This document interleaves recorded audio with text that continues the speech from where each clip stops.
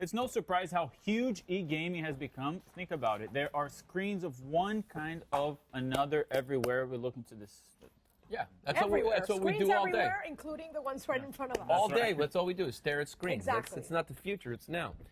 Elite video game players battle it out in the competitive world of electronic sports in front of millions of people. This is huge. And earlier this month, and this was huge, Kim Dong-kwon was granted a P1A visa, which means that he's an international recognized athlete by the United States.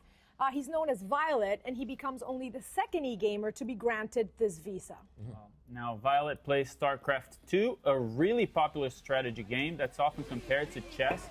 Here, he is winning a major competition held last year, guess where? In Brazil. Boom, look at him celebrating. That's right. Joining us now is Patrick Howell O'Neill, writer for the Daily Dot, who first broke this story about Violet's visa status. Patrick, thanks for joining us, man. Thanks for having me, guys. How are you? First off, why is this such a big deal? Well, it's a big deal for Violet because it was, as his agent put it, do or die. He was either going to the Korean Army or he was coming to the United States to pursue his career in StarCraft. And for the game, it's a big deal because it means that people can move around the world more. Tournaments won't be canceled because of visa and immigration issues. And it becomes a big step just toward the professionalization of esports.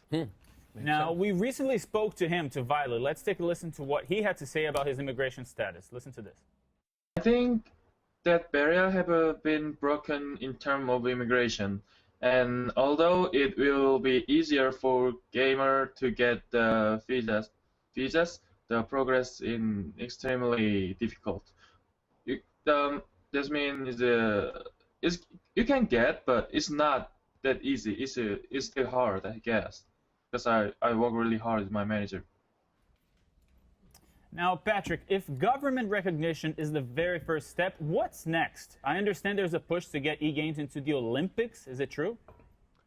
The Olympics push is a little bit of far-fetched dreaming, if you asked me, and if you ask most people. I think the next step, in addition to these legal steps, is just societal acceptance. Obviously, when this news broke, a lot of people scoffed at the idea of esports, at the idea of the very comparison of a game like StarCraft to a game like football and basketball. But the fact is, so many people are playing this, so many people are continuing to play this, and it's going to grow, that it's just a matter of time before this becomes more and more mainstream and more comparable from a business and society perspective to mainstream sports. Now, Patrick, I want to ask you, why is it so important for Violet to come play in the U.S.? But first, I want you to hear what he had to say. I want to learn American culture and I want to be the American. Most people think in Korea is bigger because every tournament, like Koreans winning everything. But I'm still saying in USA more special to me.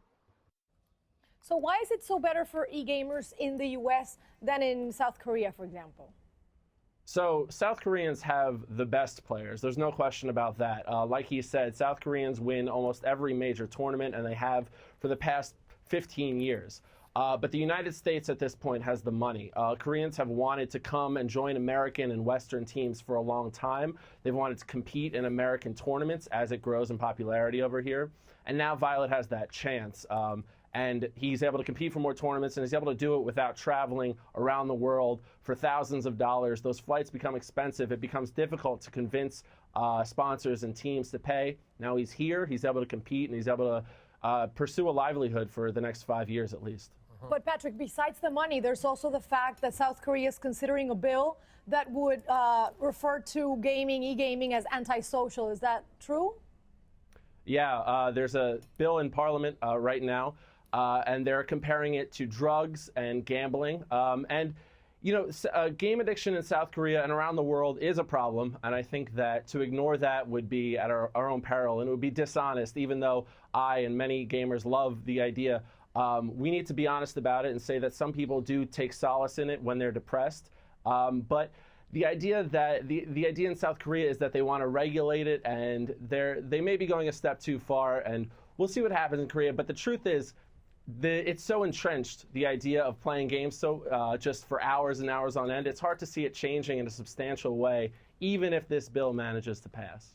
Now, Patrick, Violet has high hopes for the future of e-gaming. How will its popularity impact the immigration of these new athletes coming on? The entire application process, which took 500 pages, it took thousands of dollars, it took many months. The crux of it was convincing the immigration services that this was a popular game, that Violet had worldwide recognition in a big competition, something that was important and something that took real talent to do. As esports grows, as it becomes more obvious, as it becomes easier to prove, as more immigrants come over to the United States for this, it'll become easier for the next guy and the next guy. And it's sort of a slippery slope in a good way. The first esports immigrant came over a couple of months ago. The second one is a tad bit easier. The third one I know is coming soon. And it's only going to get easier from there on out. And it's going to fuel the growth of esports in America and around the world. Patrick, you talked about that tough application process to get Violet into the United States. He needed a lot of support letters from, the all-stars of the gaming community. Did they support him? Many of them did, some of them didn't. Some corporations came in. Blizzard, for instance, who's the publisher of the game, cooperated immensely. They wrote letters of support. They cooperated to, you have to paint a picture to convince the immigration service that this is a long-term thing. So they had to paint a picture of the next 5 years, which is an immense project. Games designers like Blizzard don't necessarily have a 5-year plan, but they did it because they saw how important it was. Certain tournaments didn't help out Violet, and they gave various reasons for that. Major League Gaming gave the reason that they don't want to help people's immigration if they're not going to their tournament. They don't want to vouch for these people if they don't know what they're going to be doing in the country. And so that's an interesting question about who's going to help these people get into the country. The more letters of support they have from these major industry figures, the easier it is to get in. So there was a big community pushback after it was revealed that they didn't help. And it'll be interesting to see what happens next time and the time after that. Still good news for Violet. Thank you so much, Patrick, for being on the morning show today. Thank you. Now for the story we've picked for you this morning. All week we're looking at how some jobs that once were considered taboo or even illegal have gone, believe it or not, mainstream. Wow. And today we're taking you inside casinos to show you the life of pro gamblers who are upping the ante on a typical career. We're teaching kids the best things on this show. Stereotypes of the industry and pop culture make it seem easy and sexy. Take the movie now in theaters, Runner Runner, starring Justin Timberlake. He plays a broke college student who lands a job as an online poker tycoon's right-hand man, and that's Ben Affleck. Let's take a look. Guaranteed 7 figures in the first 18 months. Excited to see you spend it. What do you say? What do you think? Is there anything Justin Timberlake can't do? God, he He's can just act, the coolest can ever. sing. And who can say no to Ben Affleck, you know? Yeah. Well, here's a look at what some of the biggest players in the game make. First, Phil Ivey. Get this. At just 37 years old, he is considered one of the best poker players in the world. In less than 8 years, this guy has been able to win over 17, folks, $17 million. What are we doing hosting a morning show anyway? Ka-ching. Moving on to 34-year-old Antonio Esfandiari, a.k.a. the Magician, that's what they call him. And he's the youngest professional poker gambler ever to win the World Poker Tour Championship. His total casino earnings, get this, guys, more than $25 million. Damn! Yeah! But as we found out, it actually Ka-ching. takes a lot of hard work to get to that level. We spoke to Bart Hansen, a professional poker player out of Los Angeles. He estimates just 2% of players can make a living through gambling 2%? alone. That's Wow. right. Yeah, just 2. So don't try it at home, kids.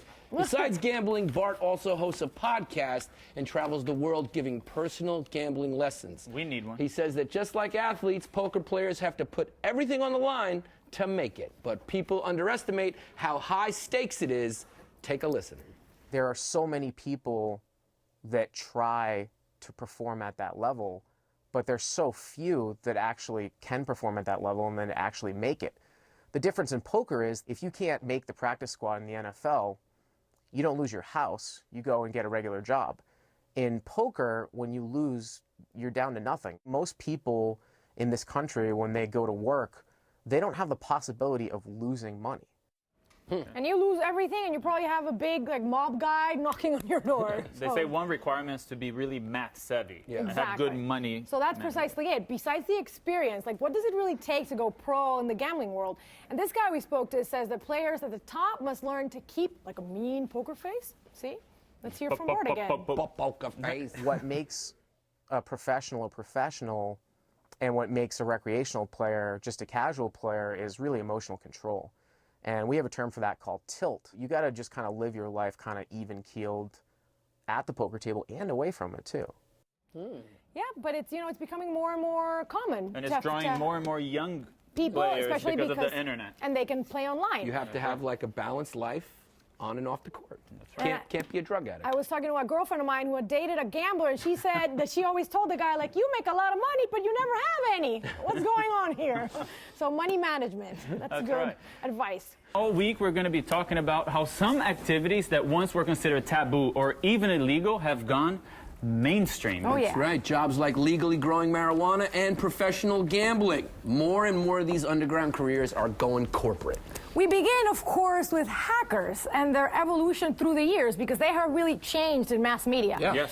And our first stop, do you guys remember that 1980s movie starring a very nerdy Matthew Broderick when he wasn't married to Sarah Jessica Parker? War Games? That's it. Let's take a look at it to remember.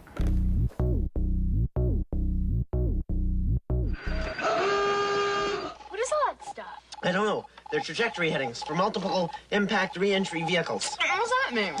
I don't know, but it's great. Did you see that Tab soda? Remember Tab? This was pre-Ferris Bueller. It makes me feel really old because I remember sitting on my couch watching it when I was a teenager, and now he's like, what? He's lost his 60-something? charm. Yeah. All right, well, moving on. Hey! He still loves Sarah Jessica. He's lost his charm. Moving on to the 90s, hackers have transformed into a more hip and rebellious group. Yes. Who can forget the classic hackers where Angelina Jolie, who else, and her friends go into a computer to fight a shady corporation. Remember that? Yeah. Let's take a look. She was yeah. Pixie cut.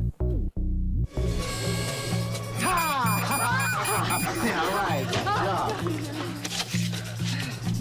Kill the Gibson. Roger that. She used to eat. Yeah. That's when, Oh, man. And that's floppiness. that was before she adopted 9 kids. She has married Brad Pitt. Yeah, she was a little heavier. That's weird. It was. Before It's Billy cute. Bob Thornton. And of course, who can forget the Matrix trilogy, huh? Oh, who can forget? Neo! Here, hackers take on a much darker form. Forget geeky. Neo and his team are sleek and tough, and they're all black, literally kicking ass. Who writes this stuff? Guns. Lots of guns.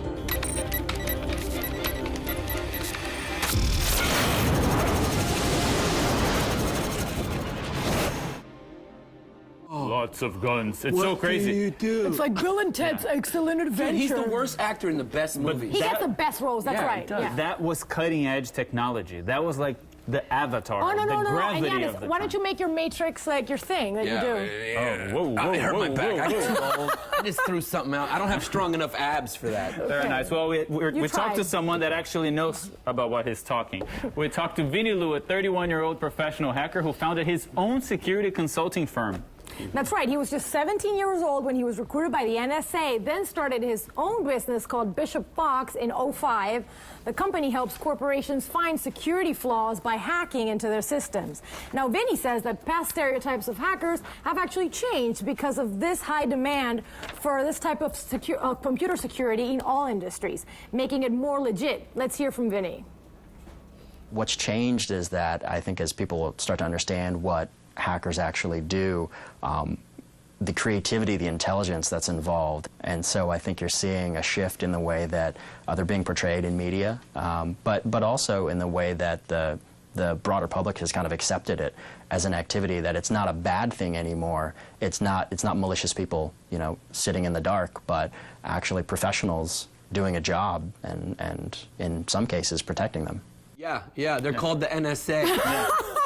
But it's still a little shady, right? I mean, It's look still at the character shady, yeah. Hawk from Scandal. Well, shady or not, there are over 340,000 jobs like this in the United States, Well, and they they make make a good lot of money. money. It's the last thing America makes. Hackers. It's our last But it's factory. still shady. Like, if you went out with a girl on a date and she said she was a hacker, like, well, how would you react? I would just never go on the internet again. Because she's gonna hack Your history is shady, my friend. Part of Vinny's job is finding new talent for his team. He says that while hackers look like the average person, there are skills that set them apart from other professionals. Take a look. A lot of other companies look for people who are very technical so that they can build things. We're looking for people who are technical so that they can break things. And that's the ability to look at a system, understand how it works really well, very quickly, and then at the same time that you're learning how it works, you're thinking about, how am I going to break this? How am I going to make this system fall? Really, Vinny? Vinny, is that your real name? Asian dude named Vinny? Well, his last name is Lou, and you know he was talking about learning the rules to break the rules. So Hey, come down to Vinny's. Yeah, we teach you how to break into stuff. That's a perfect impersonation, my friend.